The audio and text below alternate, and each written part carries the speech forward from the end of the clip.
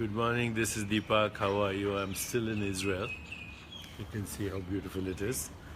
And we are still in Tel Aviv, and last night we had over 4,000 people in one of the biggest arenas talking about You Are the Universe, which reminds me you can join discussions here at discoveringacosmicself.com. We are continuing our discussions on You Are the Universe. Also, incidentally, the public television show is now running in the United States on You Are the Universe. If you're in the US, please watch it and give me your feedback. I always like to hear from you and very grateful for your support of the book. So today's question from Adin Cloth, I think that's his name, or her name, I can't tell, but it is how do you explain sacred spaces, thin spaces? So I don't know if there's a good scientific explanation for sacred spaces, but I'll give you my feeling.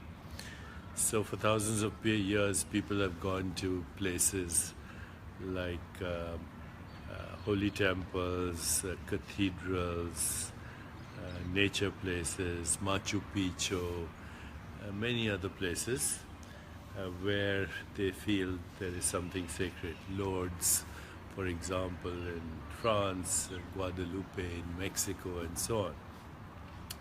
And many claim that they feel better, and some even claim that they get healed. And of course, you know that Catholic Church is very interested in so-called miracles when people get healed and so on. So I've always wondered about what happens in these sacred places where people have gone for thousands of years to feel that they can get in touch with the sacred. I think one of them, of course, is the power of intention. So if you go to a sacred place with that intention, the intention itself orchestrates its own fulfillment. But then there's another aspect. For thousands of years, if people have gone to the same place with the same intention, then you might say, since the environment is our extended body, that the intention somehow gets imbued energetically in that environment. And today we have some inkling as to how that might happen. The biological organisms, all biological organisms, have a biofield that extends outside their body. In humans, the biofield can be detected about 8 feet from where you are. Of course, since it's part of the electromagnetic field of everything else, it probably extends indefinitely, but it can be detected about 8 feet from where you are. So there's an individual biofield, there could be a collective biofield, and if a lot of people have collective intention, it gets reinforced over and over and over again over thousands of years or hundreds of years, then that space becomes imbued with that intention, which is an expression of a coherent biofield. You've noticed, I'm sure, that if there's a rowdy crowd, for example, like a football stadium, and people get rowdy, and then that rowdiness reaches a kind of a critical mass, and then everybody goes crazy. They burn the stadium down. I've seen that happen in cricket matches long time ago and football matches. So the same holds true for the other aspect. If you're angry, if you're turbulent, if you have a lot of hostility, and a lot of people have that, there's a riot. And the riot is the expression of the collective disconnect, in a sense, from the source. On the other hand, if you have a lot of people meditating, and that's been done, if there's a large group of people in meditation, then of course that would create a coherent biofield that reflects the state of consciousness of that group. So consciousness creates its own biology, but consciousness also creates its own biofield, and of course intention has infinite organizing power.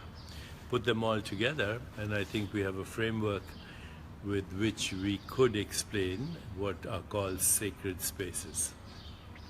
So of course I'm in Israel, and this morning we are all planning, we are a group of 30 people here, all people who have been supporting research at the Chopra Foundation, and in that context I have to tell you that part of the whole experience of the sacred space could also be, other than the biofield, could be epigenetic. So if a lot of people come to the same sacred space with the same intention, you could have epigenetic modifications of gene expression.